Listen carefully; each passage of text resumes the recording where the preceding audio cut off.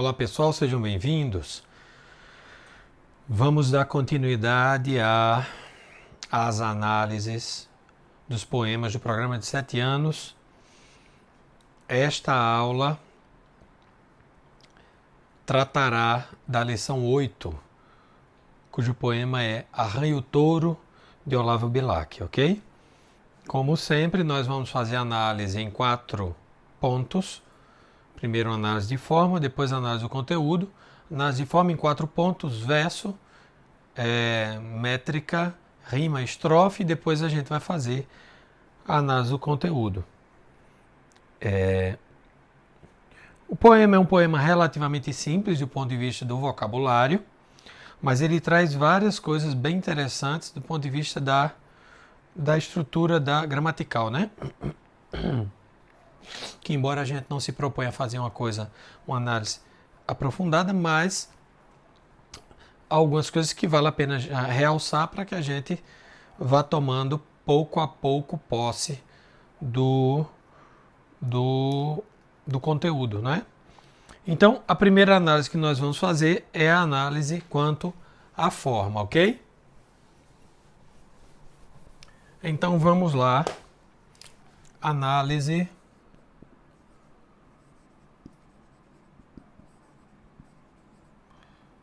quanto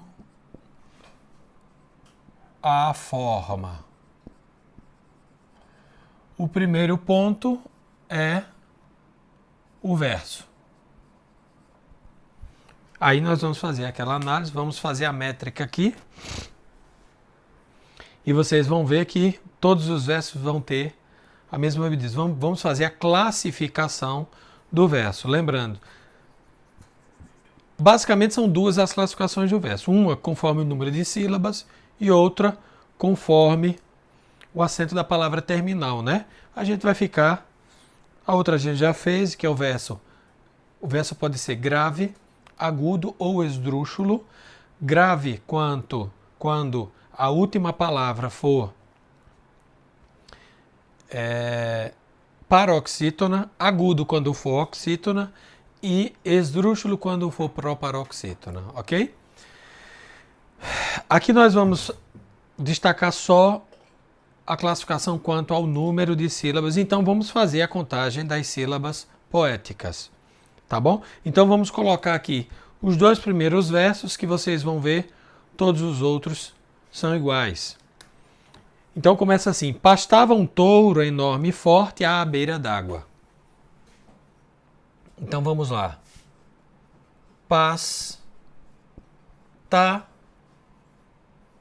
Pastavam. Então aqui já tem uma elisão, não é? Pastavam. Pastavam. Pastavam. Pastavam tou. Pastavam tou. Pastava um touro em nor. Pastava um touro em nor. Mi. Pastava um touro enorme. Outra elisão. Mi. Forte. Pastava um touro enorme, forte,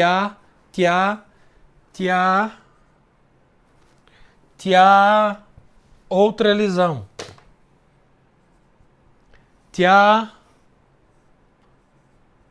Beira d'água. Como vocês já sabem, a contagem vai até a última sílaba tônica do verso, que obviamente vai coincidir com a sílaba tônica da última palavra do verso. Então, água. Ok? Água. Então, o resto vem junto. Então, vamos contar? 1, 2, 3, 4, 5, 6, 7, 8, 9, 10, 11, 12 sílabas. Verso enorme, hein? 12 sílabas. A questão é, será que todos os outros também têm 12? Ou seja, já adiantando, será que essa métrica é uma métrica perfeita, onde todos os versos têm a mesma medida, ou isso tem alguma variação? Vamos fazer o segundo verso para ver o que é que vai dar. Pastava um touro enorme e forte à beira d'água. Vendo-o tão grande, a rã cheia de inveja e mágoa. Então vamos lá. Vendo-o.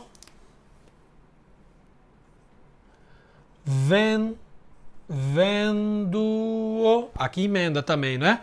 Vendo-o tão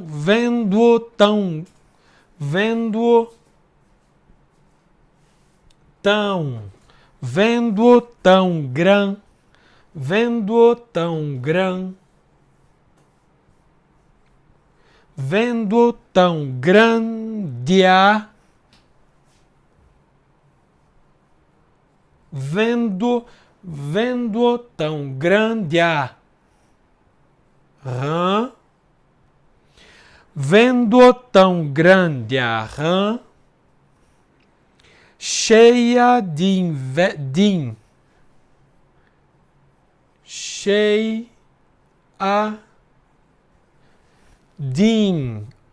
uma outra lisão, de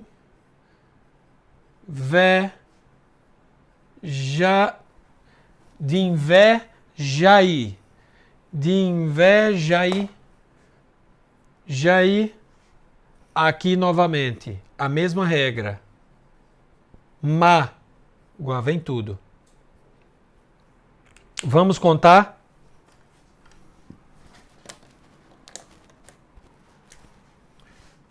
1, 2, 3, 4, 5, 6, 7, 8, 9, 10, 11, 12.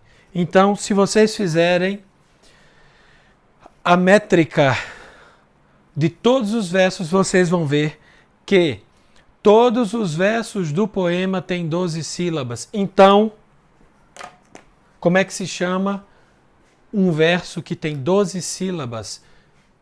Chama dodecassílabo e tem um apelido que é o verso alexandrino.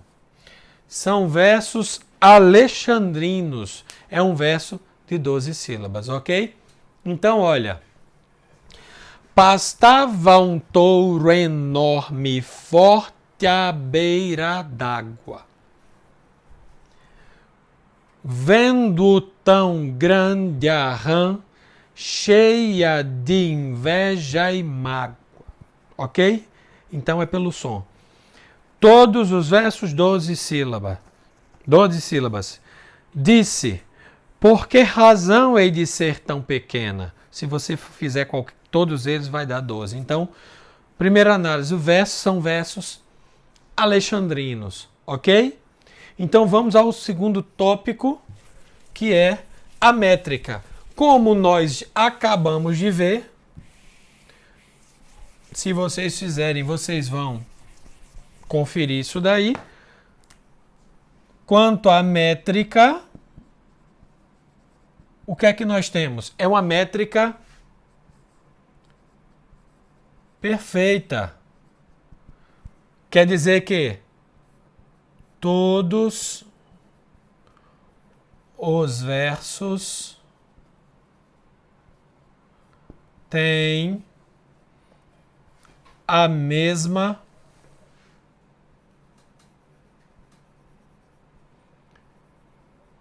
medida.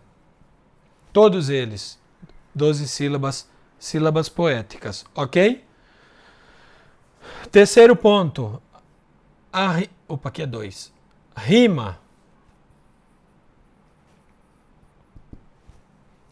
Rima. Vamos analisar a rima. O padrão. 2 pontos. Aqui, ó. A. esquema rimático. Ok? Então vamos lá. Vamos lá. Lembrando, para estabelecer o esquema rimático, a gente usa aquelas letrinhas, né? A, B, C, D. Então a gente pega a última palavra de cada verso e a gente identifica as semelhanças entre os versos, as terminações dos versos. Então, por exemplo, água, que é a última palavra do primeiro verso, vai rimar com mágoa, a última palavra do segundo verso. Então, a gente vai ter o seguinte esquema. A primeira estrofe, né? Vamos dividir por estrofes. Primeira estrofe. A gente vai ter a. Terceiro verso, pequena rima com pena. Então, B, B. Quarto verso. Desculpa, quinto verso. Tanto rima com o sexto espanto. Então, C, C. Esquema de rima da primeira estrofe, que tem 6 versos, é A, B, B, C, C. A segunda estrofe.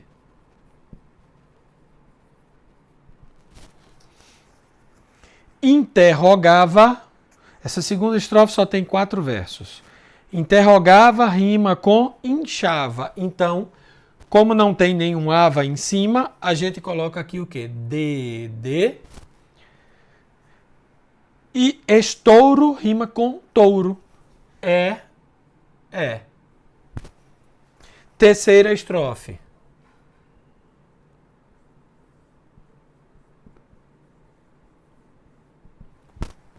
Forte rima com morte. F, F. Rica rima com fica.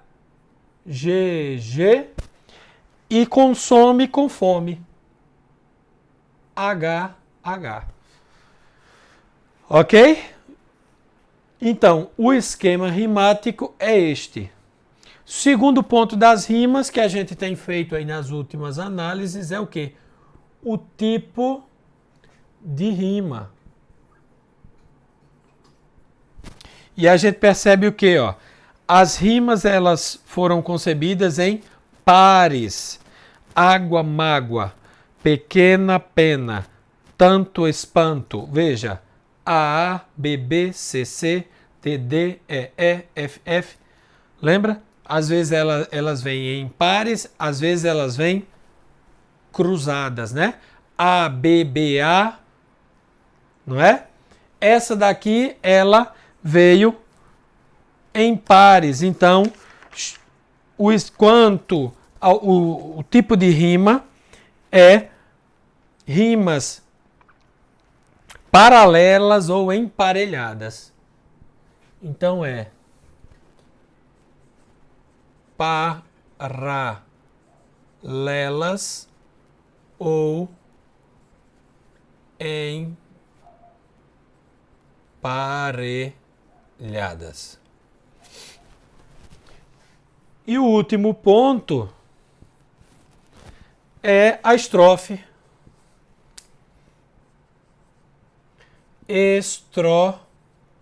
Estrofação. Facinho, né?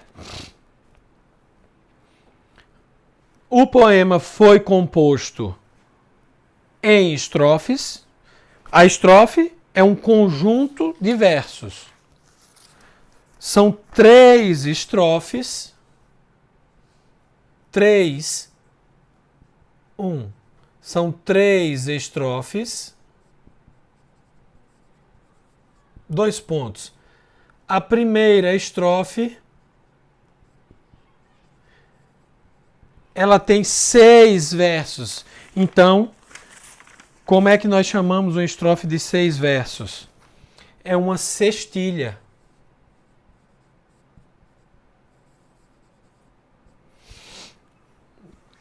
Um monóstico, um verso. Dístico, 2 versos. Um terceto, 3 versos. Quarteto ou quadra, 4 versos. Uma quintilha, 5. Sextilha, 6. Septilha e uma oitava. Ok? Então, a primeira estrofe é uma sextilha. Há uma segunda estrofe. A segunda estrofe é uma quadra. Não é isso? É uma quadra. E a terceira estrofe é outra sextilha. E aqui nós fechamos. Tranquilo? Então, este poema de Olavo Bilac, ele foi composto em versos decassílabos, com métrica perfeita, versos alexandrinos, dodecassílabos, com métrica perfeita, quer dizer, todos os versos do mesmo tamanho, a rima paralela ou emparelhada, as rimas são emparelhadas, casadas em pares, e quanto à estrofe, em 3 estrofes, a primeira uma sextilha, uma quadra e a outra sextilha, ok? Então, quanto à forma, a análise é isto. Agora vamos à análise quanto ao conteúdo.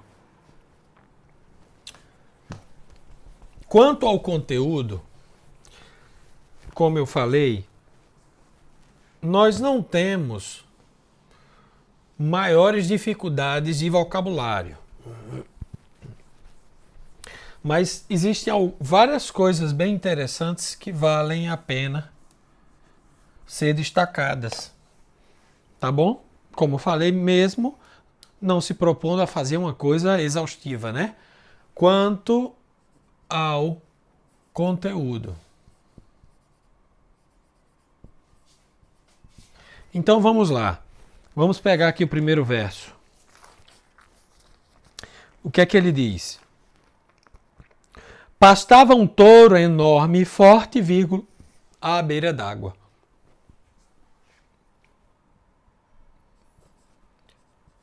Pastava um touro enorme e forte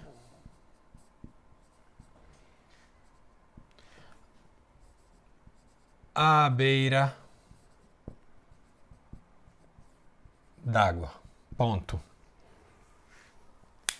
Primeira coisa que nós temos que fazer é o quê? Vamos identificar o verbo, né? Então, onde é que está o verbo? Só tem um. Pastava. Pastava é verbo. Ok? Então, aí a gente pergunta. Quem pasta? A ordem... Vamos colocar primeiro na ordem direta, né? Como é a ordem direta? A ordem direta é sujeito mais verbo mais complemento. O resto. Aqui a gente já percebe que ele inverteu. Há uma inversão sintática, como se diz, né? Isso é muito comum em poesias. E é por isso que é interessante a gente estudar poesia. Por quê? Sobretudo com as crianças, por quê? Porque a gente vai se acostumando a este tipo de estrutura sintática e a gente vai cada vez mais desenvolvendo um certo domínio desses recursos, né? Então, ou seja, a gente vai trabalhando com textos que são elaborados de uma forma mais rebuscada. E isso faz com que a gente desenvolva uma habilidade bem específica e ajuda muito na compreensão dos textos, né? Então, requer que a gente tenha um pouco mais de atenção para que a gente possa entender. Então, a primeira coisa, o que é que a gente vai ter que fazer? A gente vai tentar desfazer estas inversões para que o sentido fique mais claro. Tá bom? Então, primeira coisa, a gente identifica o verbo. Pastava um touro enorme e forte à beira d'água. Então, a gente pergunta ao verbo. A gente pergunta ao verbo, né? Quem? Quem pastava? Quem pastava? Um touro. E aí é o sujeito, né? Então, um touro. Um touro vai ser o sujeito. Enorme e forte são duas palavrinhas que estão qualificando, estão dando uma característica do touro. Estão qualificando o touro, né? A palavra que qualifica o touro, isso obviamente isso vai fazer parte de todo o sujeito, né? O touro é enorme e forte. Um touro enorme e forte pastava. Tudo isso seria o sujeito, não é? O sujeito da oração. Agora, existe um miolo, que a gente poderia falar assim, que o pessoal chama de... É aquela parte mais importante do sujeito, que o pessoal chama de núcleo, né? O núcleo do sujeito. Então, o núcleo é um touro. Um touro enorme e forte. Enorme e forte são características do touro. Então, isso daqui, tanto isso quanto isso, são palavrinhas que a gente chama o quê? Adjetivo, né? O tipo da palavra. E são adjetivos. O touro é um substantivo. O adjetivo, ele qualifica o substantivo. Então, um touro enorme e forte pastava, ordem direta, sujeito, verbo e o resto, complemento. Como é que fica aqui? Vamos colocar na ordem direta. Como é que fica? Fica o sujeito,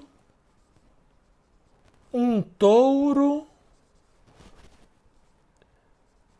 enorme e forte. Vamos colocar o verbo agora. Pastava e o complemento.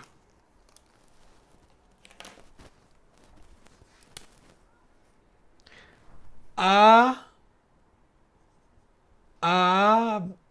beira d'água. Então nós temos aqui o quê? O sujeito.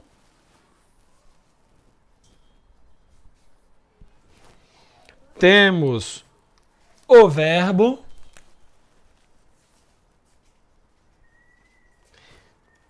E temos um complemento. Um complemento. Que tipo de complemento é isso daí? Um touro enorme e forte pastava à beira d'água. Está dando uma circunstância, um local, né? Então, isso daqui é o que o pessoal chama de locução adverbial, né? Um touro enorme e forte pastava à beira d'água. Ok? A locução adverbial, ó, o advérbio é a palavra que expressa uma circunstância, um modo, né? Tá? Advérbio de tempo, de lugar, enfim. E o que é uma locução? A locução adverbial é, sempre quando fala locução, é a junção de duas palavras, né? Então, a locução adverbial pode ocorrer de três formas. Ou da união da preposição e um substantivo, da preposição e um adjetivo ou da preposição e um advérbio. Então, aqui, ó, ela vem da união de uma preposição mais substantivo, 2, preposição mais adjetivo ou preposição mais advérbio. Tá bom? Então, no caso aqui, ó, tem o azinho aqui, a crase, como nós sabemos, é a junção de um a mais um a, de um a artigo mais um a preposição. Juntando os dois as, nós temos o quê? O a craseado, tá bom?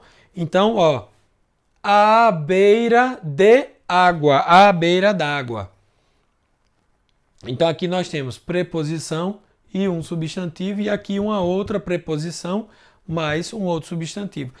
E tudo isso aí forma o que o pessoal chama locução adverbial, ok? Então, ó, colocando na ordem direta, um touro enorme e forte pastava à beira d'água. Verso 2. Verso 2.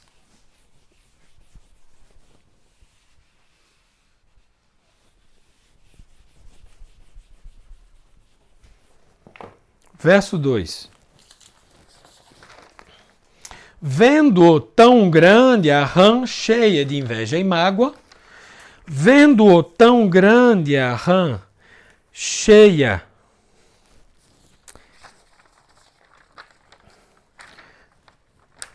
vendo-o tão grande a rã cheia de inveja e mágoa, vamos colocar aqui.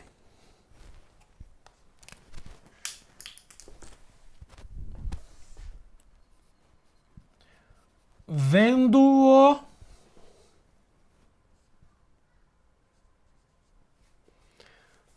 tão grande, vírgula, a rã, vírgula, cheia de inveja e mágoa, vendo-o tão grande, a rã cheia de inveja e mágoa, vírgula.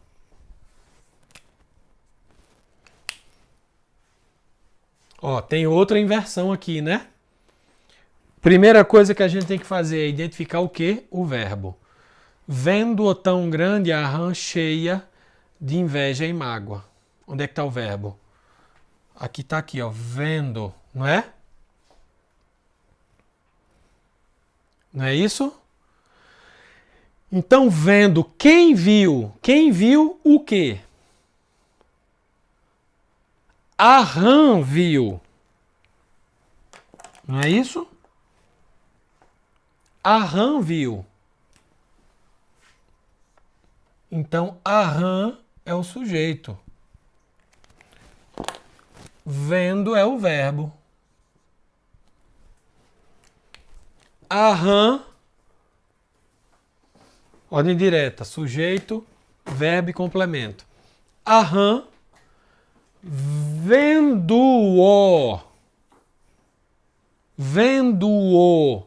Que ozinho é esse? Que ozinho é esse? A rã vendo-o. Esse o é o quê?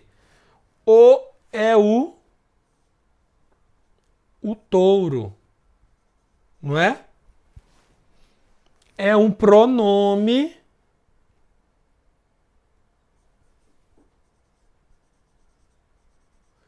ou é um pronome que no caso aqui está exercendo a função de quem vê, vê alguma coisa. Então, ele está exercendo a função de objeto de acusativo, de objeto direto. A rã, vendo o touro tão grande, vendo o touro tão grande, vendo o touro tão grande, novamente aqui, o que é que a gente tem? A gente tem, ó, uma outra locução adverbial. Vendo o touro tão grande, cheia de inveja e mágoa, cheia. Quem está cheia? Quem é que está cheia? É a rã que está cheia, né? E o que é cheia? Cheio. Aqui, ó, que coisa interessante. Cheio é um particípio, né?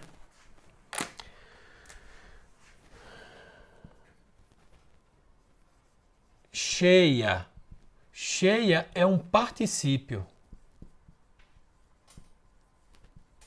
O particípio é uma das formas nominais do verbo, certo? Caso aqui participe passado, né? É uma das três formas, ó. São três as formas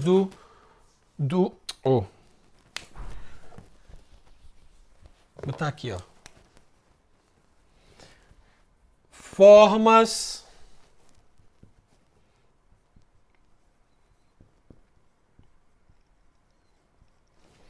nominais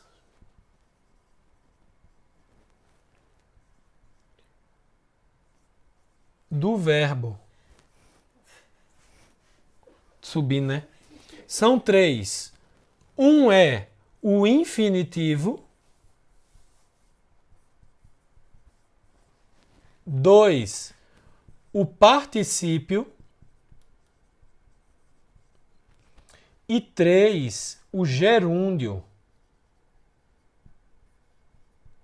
Então, qual é o infinitivo de cheia? É encher. O particípio, como está aí, é cheio. E o gerúndio é enchendo. Ok? Então, por exemplo, enchendo. Também tem enchido também. Diz que pode usar duas formas. Os dois particípios. É. Cheio é um particípio que é uma das formas nominais do verbo, ok? Infinitivo, particípio e gerúndio. Cheio de inveja e mágoa. Cheio de inveja e mágoa. Aqui a mesma coisa. É uma outra. É a forma que ele estava cheio, né? É uma outra locução adverbial. Isso aqui é um ablativo. Ok? Então a gente tem a rã, que é o sujeito nominativo. A gente tem vendo, que é o verbo. O, que é um acusativo, que é o objeto direto. Tão grande de inveja e mágoa são locuções adverbiais, são ablativos. E cheia é um particípio, que é uma das três formas nominais do verbo, ao lado do infinitivo e do gerúndio, ok? Então, botando aqui em ordem direta, como é que fica? A rã, vendo o touro tão grande, cheia de inveja e mágoa, ordem direta. Ok? Ou então também, a rã, cheia de inveja e mágoa, vendo o touro tão grande, vendo-o tão grande.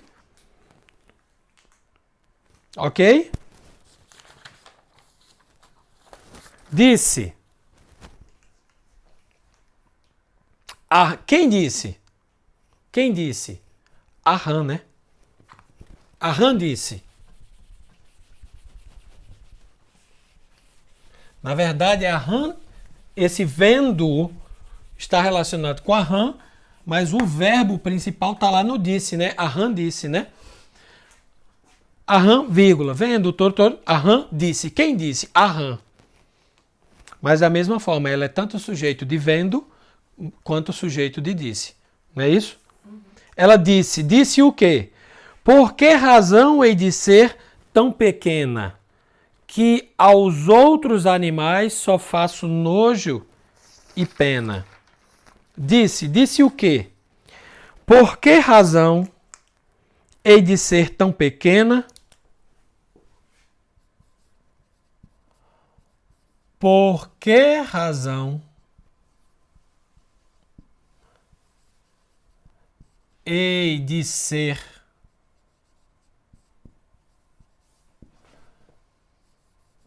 tão pequena, vírgula,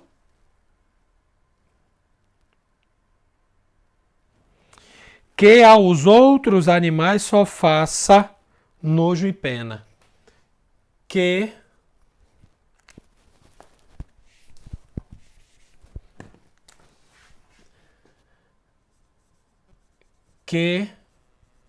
aos outros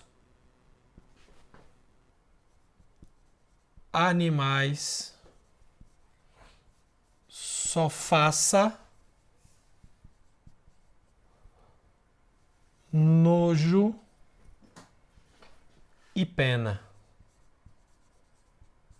E pena pergunta: por que razão hei de ser tão pequena que aos outros animais só faça nojo e pena?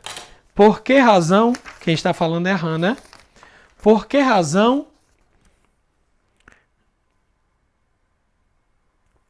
hei de ser tão pequena que aos outros animais só faça nojo e pena?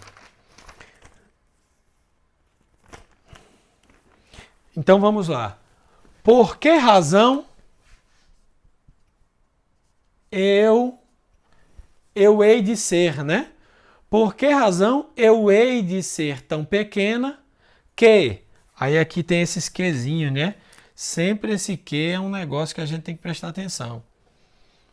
Que aos outros animais só faça nojo e pena. O hei é o verbo haver. O verbo está aqui. E o outro verbo está aqui. Não é? O hei do verbo haver aqui está no sentido de dever, né? Ter que.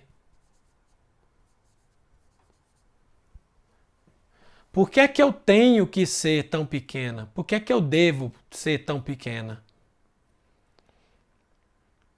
Que aos outros animais só faça nojo e pena. E o ser aí? Hã? O ser. Eu hei de ser. Aqui é uma coisa só, né? Eu tenho que ser. Eu devo ser. Não é? São dois verbos, né? Aquele negócio chama locução. Locução verbal. Vai ter outra que aparece lá na frente. A locução... Oi? A locução verbal... Mas esses nomes não são as coisas mais importantes. A gente vai destacando. É interessante ter um pouco de domínio disso. Né? Porque a gente vai dando segurança para a gente ir pisando. Mas o mais importante não é saber o nome das coisas. Tem a sua parcela de importância, mas o mais importante é a gente entender o sentido do que se quer dizer. Na locução, o que é que a gente tem? Locução verbal. Sempre que é locução, é a junção de duas coisas, né? Então, na locução a gente tem dois verbos. Um verbo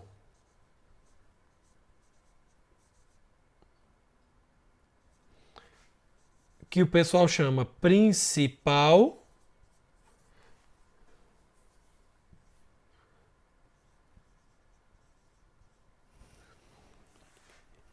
Um é o verbo principal, o outro é o verbo auxiliar.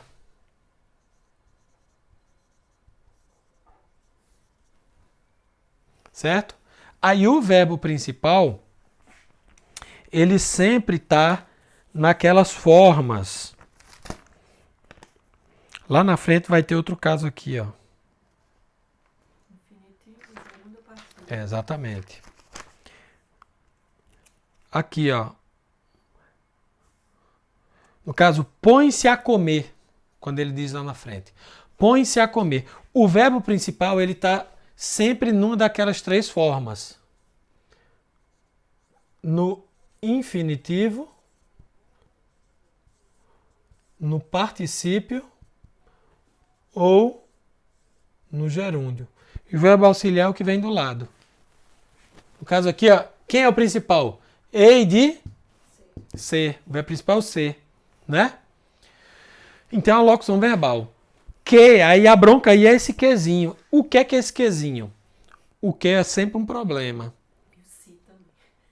O que é um problema? Então, por que razão eu tenho que ser tão pequena, vírgula, que aos outros animais só faça nojo e pena? Outra inversão aqui, ó. Percebe que o verbo está aqui na frente. Que só faça, no caso o verbo aqui, ele vai estar no subjuntivo. Que eu faça, que tu faças, né? Subjuntivo. Que eu. Que eu. Opa. Que aos outros animais eu só faça nojo e pena. Outra inversão. Que eu só faça nojo e pena aos outros animais. O detalhe, só fazer essa regência desse verbo é que é interessante, né? O faça é no sentido de causar. Que eu cause, provoque. Provocar. Que eu provoque nojo e pena a quem? Aos outros animais. Ok? Aí o que? O que aqui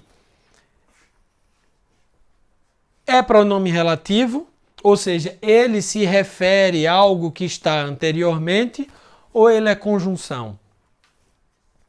Isso é importante a gente saber e identificar esses Ks. Por quê? Na verdade, é importante identificar todas as palavras. Por quê? No português, isso fica meio perdido. Porque as coisas não mudam, não tem declinação, como tem, por exemplo, no latim, né? E aí, como não tem essas mudanças, essas flexões, essas declinações, a gente fica sem saber o que é cada coisa. Então, tudo é que, mas é importante a gente saber qual é a classe da palavra. Então, por exemplo,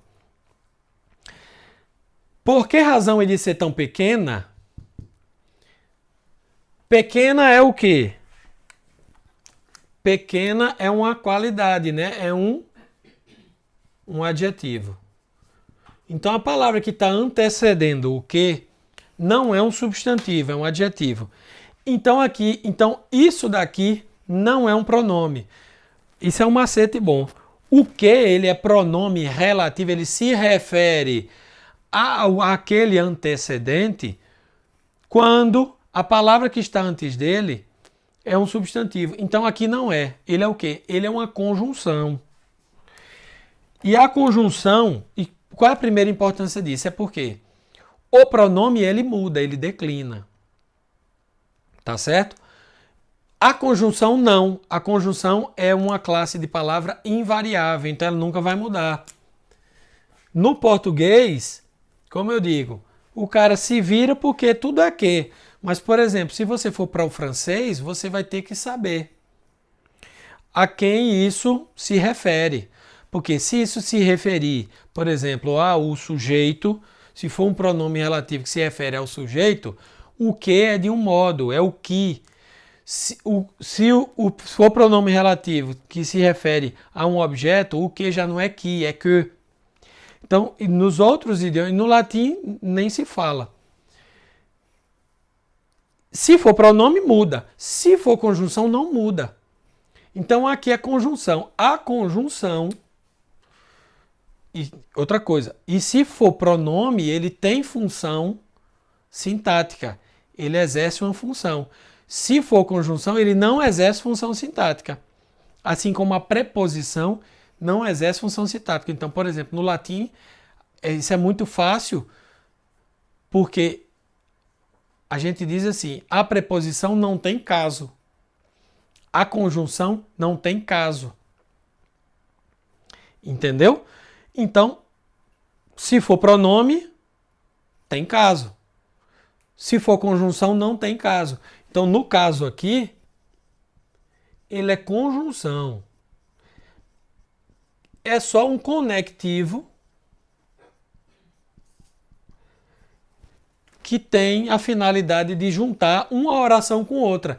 Aqui a gente tem duas orações, né? Para saber as orações, a gente tem que saber, é só olhar os verbos. A gente tem essa locução verbal, então tem uma oração que vai até aqui, ó.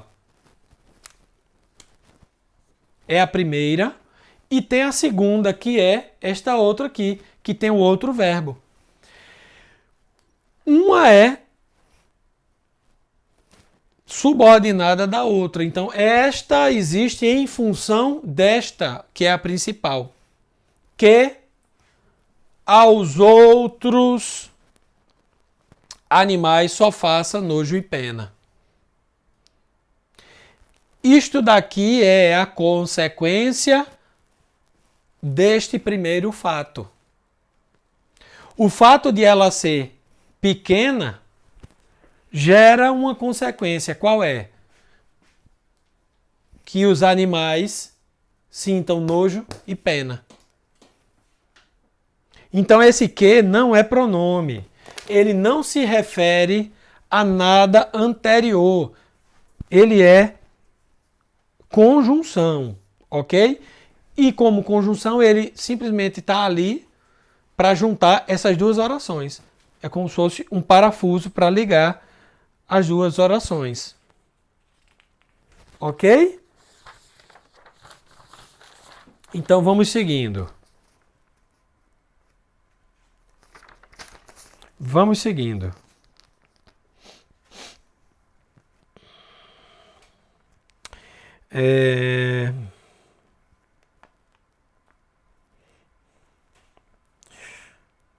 Como é que fica aqui então? Por que razão eu hei de ser tão pequena que eu só faça, só cause, só provoque nojo e pena aos outros animais? Essa é a ordem direta, ok? Vamos agora à próximo verso. Tá. Vamos, quero ser grande. Incharei. Vamos pegar aqui. Quero ser grande e não tem dificuldade, né? Incharei tanto, tanto. Incharei tanto, tanto. Que, outro quezinho. Imensa causarei às outras rãs espanto. Aí tem umas inversõezinhas também. Incharei tanto, tanto, vírgula, outro que. Incharei tanto, tanto.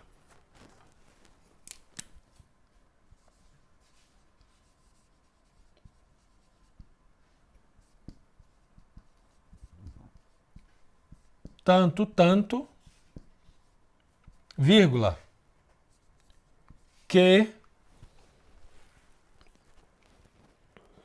imensa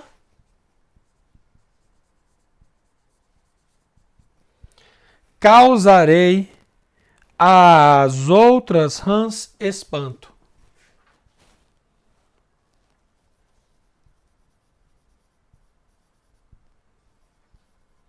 Craseado.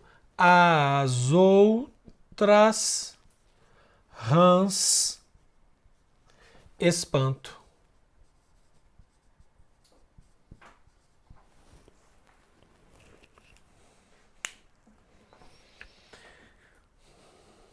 Aqui novamente, ó, o que é que a gente tem? A gente tem oração 1.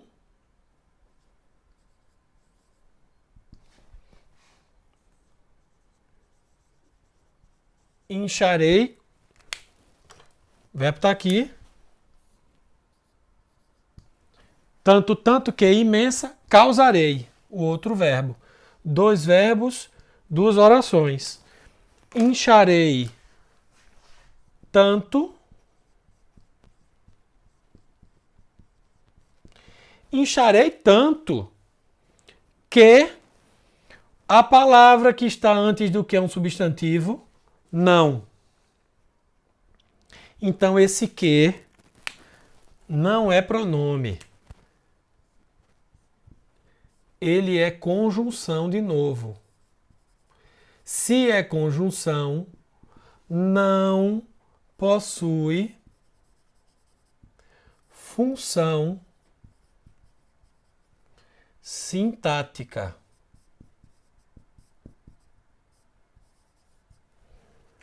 Ok?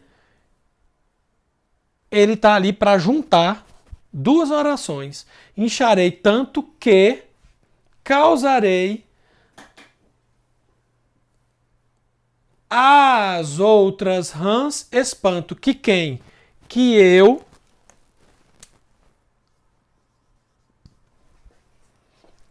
incharei também, né? O sujeito aqui, quem vai inchar? A rã. O sujeito está oculto. Oculto. Assim como aqui na segunda oração, não é? Eu quem? A rã. A rã, eu causarei espanto às outras rãs. Eu causarei o quê? Espanto. Espanto aqui é um acusativo, é um objeto direto. É um objeto direto. Incharei tanto que, conjunção. Segunda oração. Causarei. Oração 2. Vamos já ajeitar. Causarei. O quê? Acusativo. Espanto.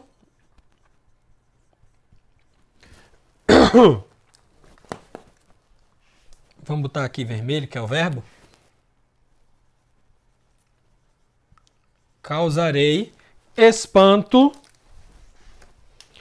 a quem? As outras rãs. As outras rãs. As outras rãs é o quê? É o destinatário da ação. Espanto é o beneficiário, é o objeto. Causarei. O que? Eu causarei espanto. Objeto direto. Isso daqui é o objeto indireto. As outras rãs, que isso aqui é um dativo.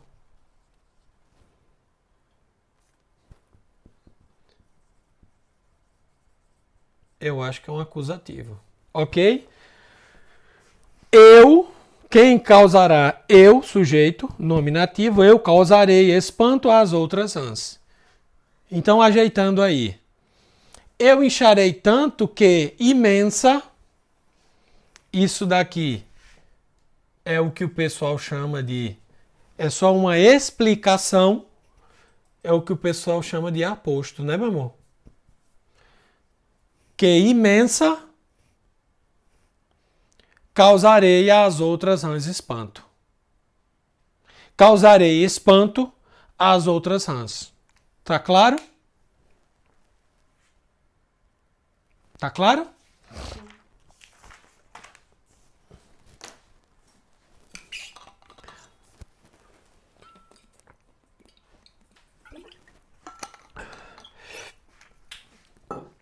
Você vê que não tem muita dificuldade de vocabulário, mas ele tem umas construções. Ele faz um jogo aí sintático, né? Que é bem interessante. Isso ajuda, né? Quer dizer, a criança lidando com esse tipo de texto, não é? Então veja o esforço, veja o jogo que é. Então não é qualquer textozinho. E isso é texto.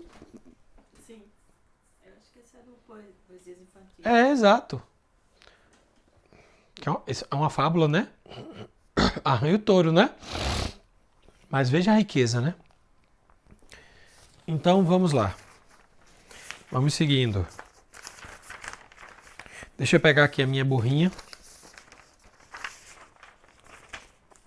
Pôs-se a, que eu falei, né? A comer e a inchar. História da locução, né? Pôs-se a comer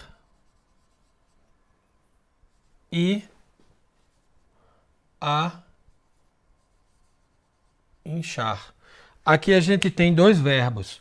Na verdade, pôs-se a comer e pôs-se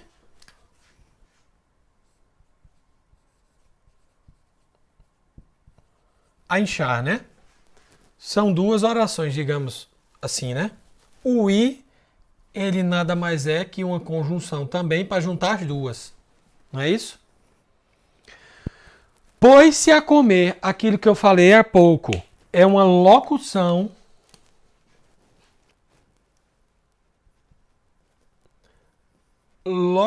verbal.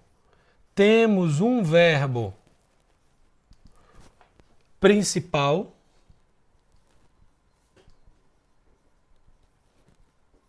e um auxiliar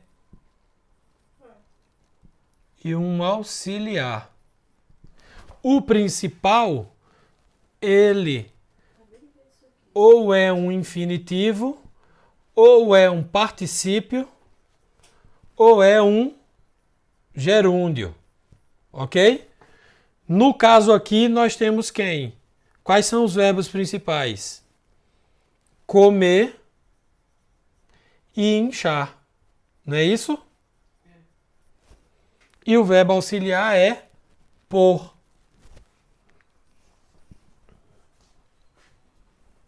Pôs-se a comer e a inchar. Tranquilo? E aí vem uma coisa interessante agora. E as rãs interrogava. Então essa regência do verbo interrogar é muito interessante. Por quê? Se você pegar o dicionário, você vai pegar lá. Ele interrogou o suspeito. Então, e aí ele colocou uma crase indireto. E as rãs, como é que tá aí, ó? E as rãs interrogava. Então, olha, aqui, ó, é isso daqui que eu quero chamar a atenção. O verbo está aqui. Quem interrogava? Tá lá atrás, está oculto, né?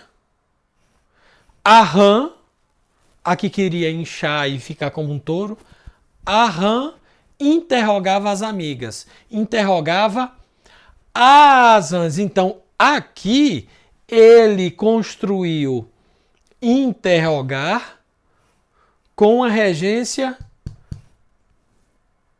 de transitivo indireto. Quem interroga, interroga o suspeito. Não se interroga ao suspeito. Mas o sentido aqui o interrogar aqui é no sentido de perguntar.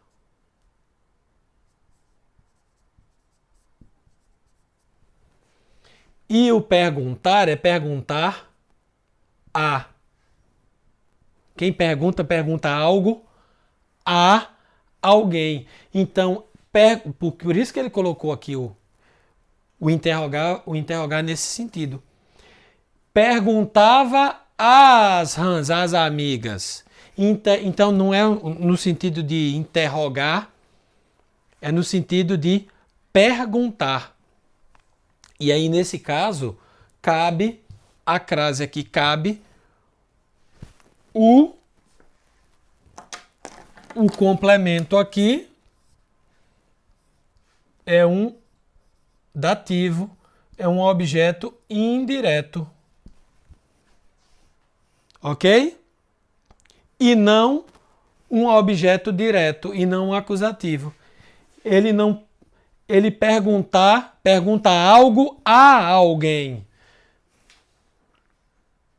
Ok? E as rãs interrogava, perguntava às amigas. A rã perguntava às amigas. Já vos pareço um touro? Já vos pareço um touro? Tem outra coisa interessante aí para destacar. Vos pareço, o verbo parecer. Já vos pareço um touro?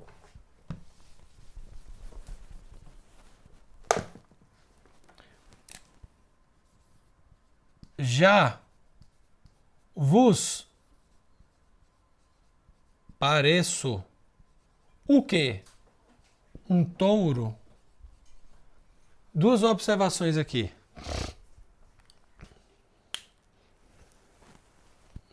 Aqui a primeira coisa, existe, o sujeito está oculto, né? O verbo é o verbo parecer. Eu já vos pareço, quer dizer, pareço a vós. Pareço a vós.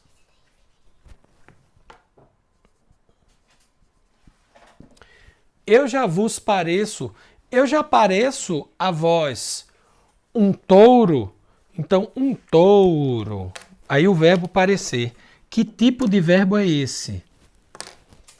O verbo parecer, veja, é aquele tipo de verbo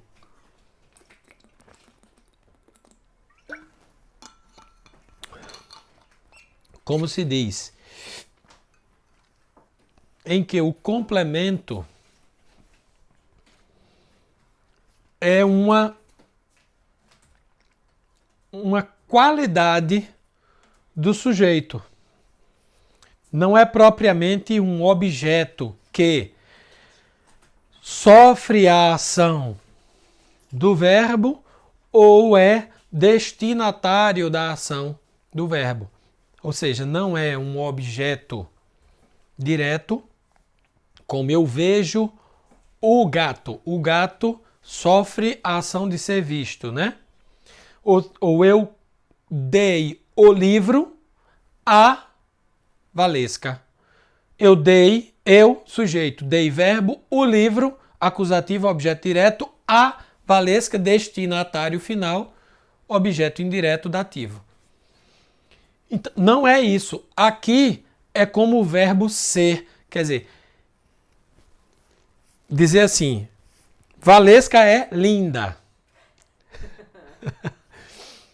Valesca é linda. Analise a frase. Valesca é muito linda. O linda não é objeto, porque é uma qualidade de Valesca. Então é uma qualidade. E em sendo qualidade, ele é um predicativo de quem? De Valesca, que é o sujeito. Quem é Linda? Valesca. Então Valesca é o sujeito. Predicativo do sujeito. É uma qualidade do sujeito. Este tipo de verbo, que é o verbo ser, o verbo por excelência, é chamado verbo predicativo ou de ligação. Ok?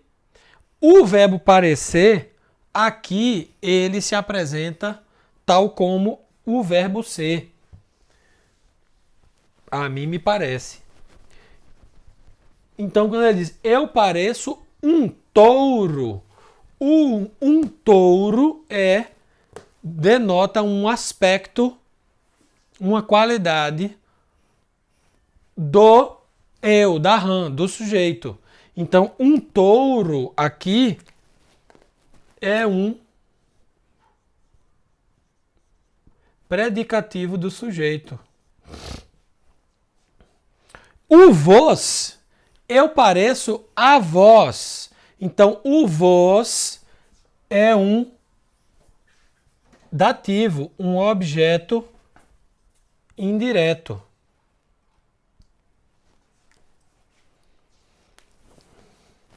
Quem parece alguma coisa para alguém, a alguém. O vós é um objeto indireto. E aqui, pronto, do ponto de vista sintático é isso.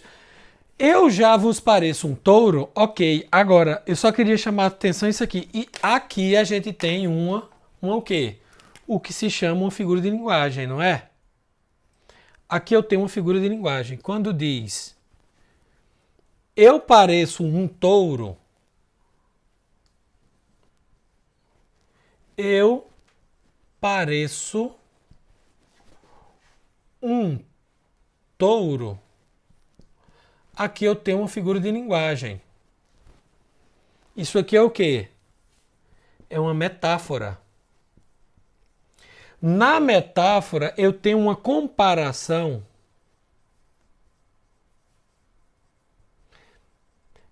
implícita. Certo? Na metáfora, eu tenho uma comparação implícita.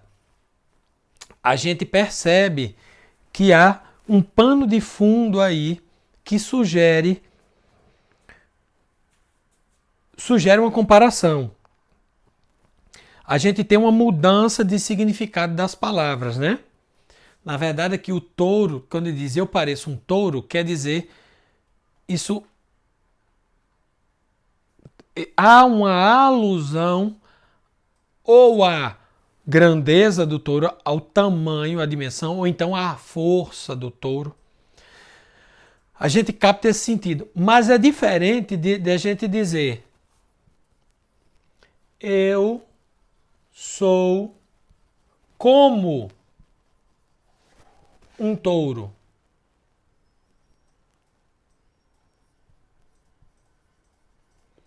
Aqui é uma outra figura de linguagem, mas não é metáfora, é uma comparação. E aqui, no caso, a comparação ela é explícita. Tá certo? E aí a gente já percebe que a metáfora ela tem muito mais força de expressão, né? Uma coisa é você dizer, eu sou como um touro. Outra coisa é dizer, ele é um touro. A metáfora ela tem uma densidade semântica muito mais forte do que a comparação. E, portanto, é muito mais bonito, muito mais elegante. Já vos pareço um touro?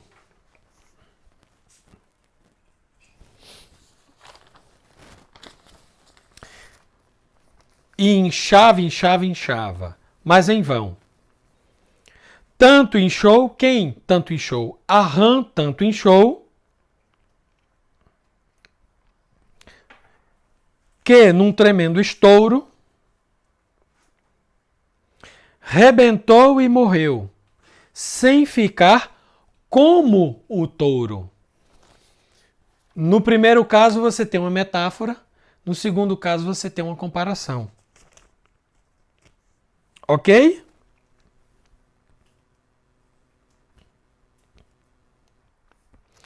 Essa tola ambição da rã, de novo, que quer ser forte, muitos homens conduz ao desespero e à morte. Vamos dar uma ajeitada? Essa tola ambição da rã, que quer ser forte,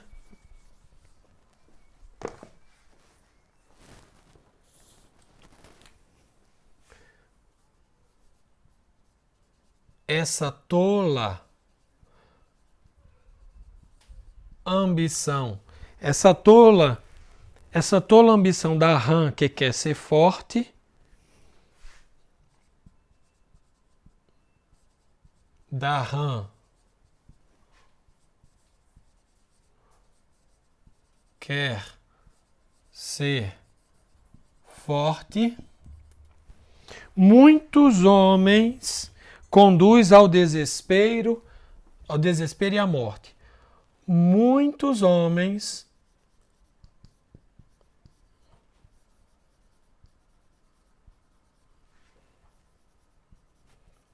conduz ao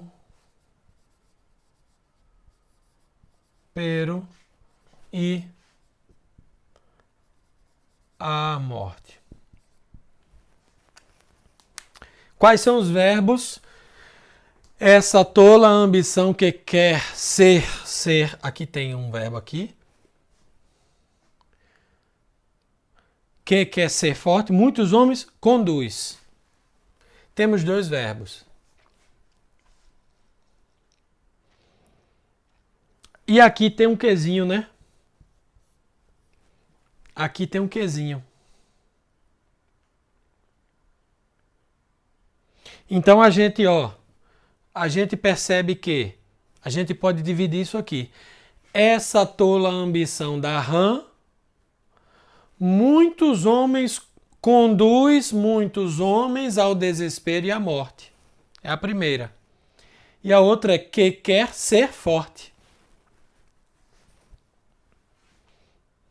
Essa tola ambição da rã, que quer ser forte. Agora, antes do que tem um substantivo, tem. Aqui é substantivo. Então, que é pronome relativo.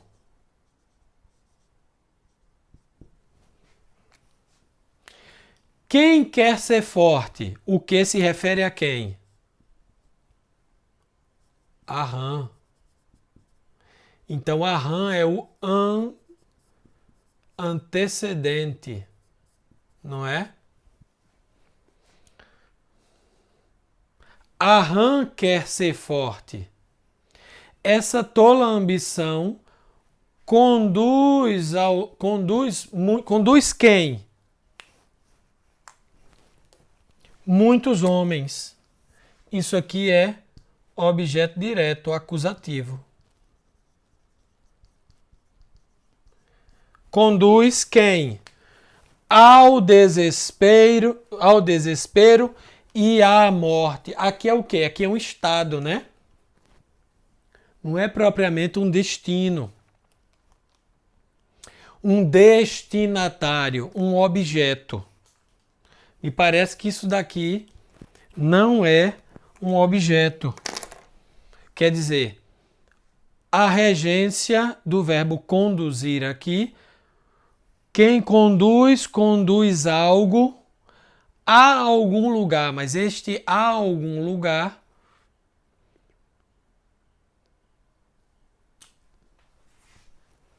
ele é um adjunto adverbial, né? Essa tola ambição da rã conduz muitos homens ao desespero e à morte. É uma oração. A outra é: a rã quer ser forte. O que pronome que se refere a rã.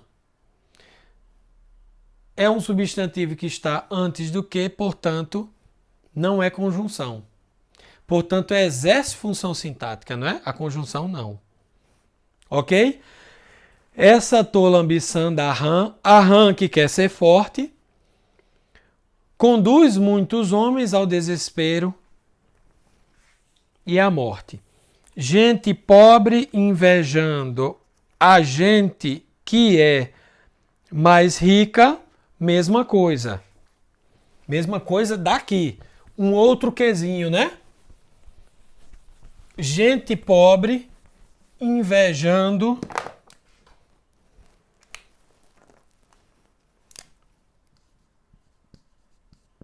gente pobre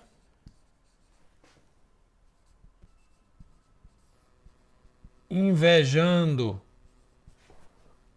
a gente que, olha o quezinho, que é mais rica. Olha o que? Olha o que? O verbo está aqui. Gente pobre invejando a gente. Quem inveja quem? A gente pobre.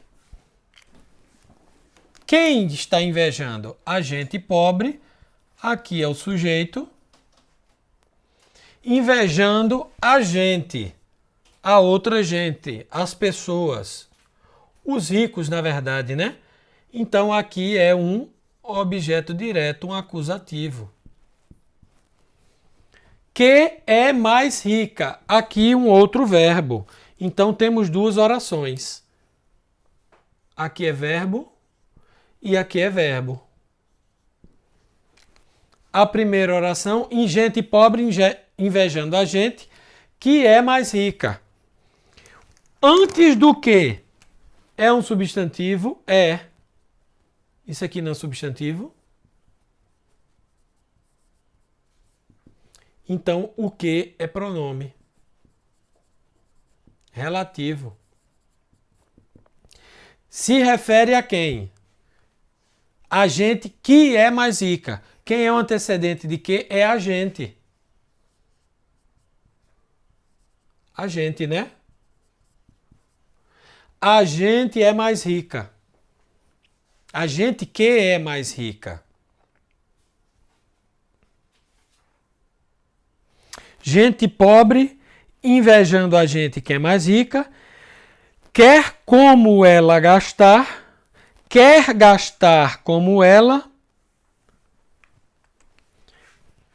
quer como ela gastar, vamos já ajeitar, quer gastar como ela, quer gastar como a gente rica. O ela aqui é o quê? A gente rica.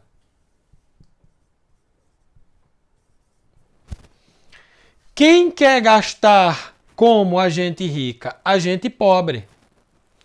A gente pobre quer gastar como a gente rica. E ainda mais pobre fica, vírgula. Como é que fica na ordem direta? E fica ainda mais pobre. Ou mais pobre. Ele colocou ainda, fica melhor ainda, né? Ainda mais pobre ainda. Ainda mais... Como é? Uma elisão. Pobrinda. ainda mais pobre. Ok? A gente pobre invejando quem? A gente rica. A gente, invejando a gente que é mais rica, invejando as pessoas que são mais ricas. A gente pobre, esta gente pobre, quer gastar como a gente rica e fica ainda mais pobre. Gasta tudo o que consome, o que tem, o que não tem consome. Gasta tudo o que tem, consome o que não tem, e por querer ter mais, vem a morrer de fome. E aí a gente fecha. Ficou muito confuso não, né? Tranquilo? Então aqui a gente fecha. Você vê que não tem muita complicação em termos de vocabulário, mas tem umas construções bem interessantes. Obviamente, a gente não vai trabalhar com as crianças nesses termos aqui, né? Nós não estamos estudando análise sintática. No programa de 7, nós sequer estamos estudando análise morfológica.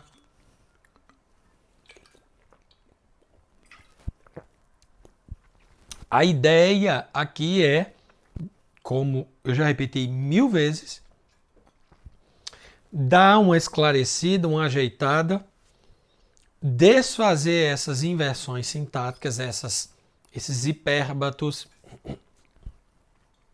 essas anástrofes, fala uma vez ou outra, cita uma vez ou outra uma figura de linguagem, mas ninguém vai tratar nestes termos com a criança.